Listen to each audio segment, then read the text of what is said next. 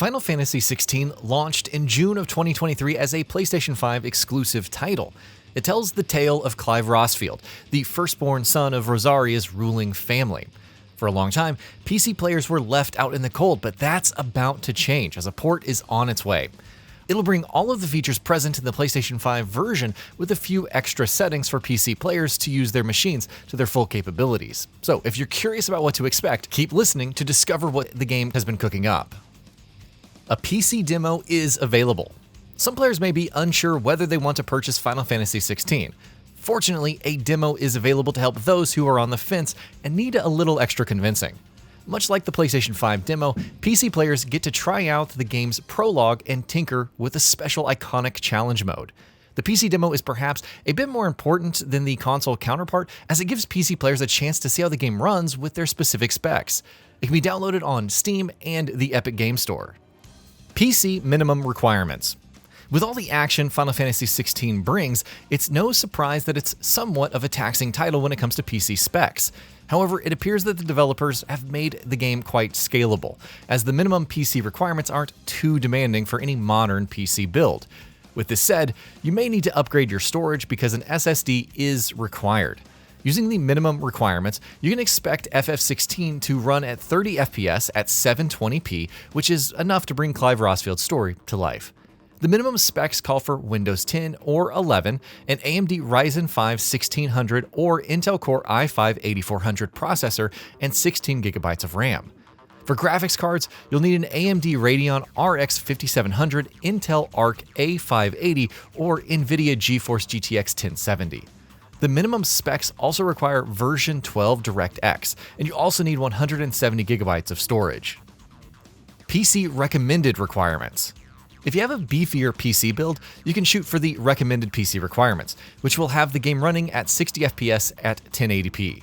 Once again, as expected, an SSD is required. These are the specs that the developer recommends: Windows 10 or 11 OS, an AMD Ryzen 7 5700X or Intel Core i7 10700 processor, and 16GB of RAM. As far as graphics cards go, an AMD Radeon RX 6700 XT or NVIDIA GeForce RTX 2080 is recommended. Developers also recommend version 12 DirectX, and you should have 170GB of available space. Supports up to 240 FPS. PS5 players enjoy a quality mode that can run at 30 FPS and a performance mode that runs up to 60 FPS. On PC, developers have been able to take things further with official 240 FPS support. It'll take a very capable PC as well as upscaling to achieve this frame rate. FF16 will feature dynamic resolution options.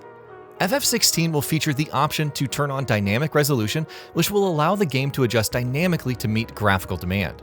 Additionally, there will be a host of upscaling options as confirmed by the developer.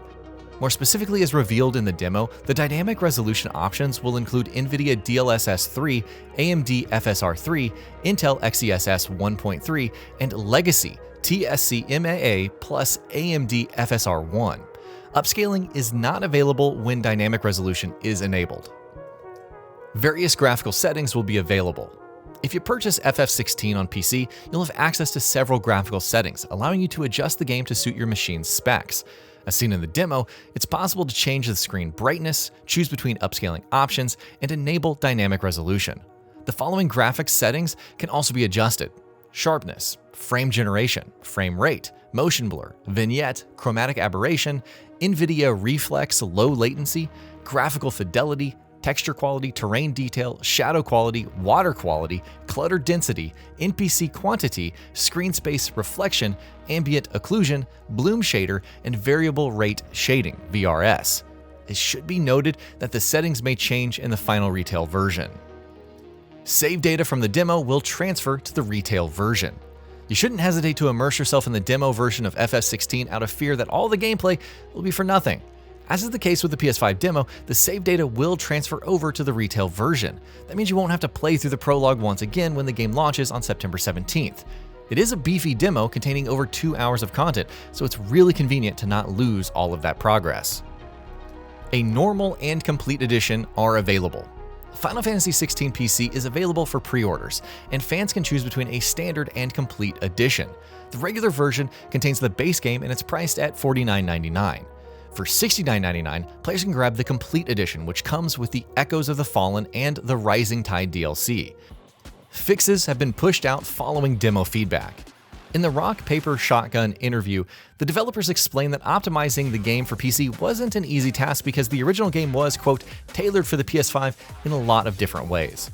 Following the release of the demo, developers have received feedback regarding the game's performance, and Update 1.01 was pushed out to address some complaints.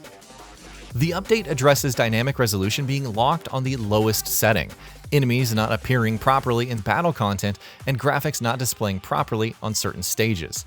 It also fixes graphical tearing in certain instances when using borderless screen mode, special effects not playing properly under specific conditions, UI not displaying properly, screen resolution changing, and rare instances of GPU crashes in addition to other minor issues. Developers are still fine-tuning the game, and they are investigating instances of stuttering in certain environments. Steam Deck users shouldn't have high expectations.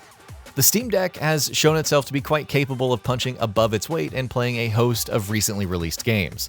Final Fantasy XVI runs on the handheld, though you'll have to make quite a few compromises. By default, the game uses low graphics presets on Valve's device, and AMD FSR 1 is turned on. With these settings, the FF16 demo hovers around the 30 FPS mark, though it does drop to as low as 19 FPS during intense moments. Anyone familiar with the PS5 version will notice the dips in graphics, though it's amazing that this game runs at all on the deck. Numerous cutscenes are capped at 30 FPS. FF16 features stunning cutscenes that tell the story of Clive Rosfield and his battles against the Icon. Some are rendered in real time, while others are pre-rendered and capped at 30 FPS. It isn't too much of a problem, though it may be annoying to some players who are used to higher frame rates. If it's too much of a distraction, a mod is available for the PC demo which unlocks the cutscene frame rate. PC performance impressions.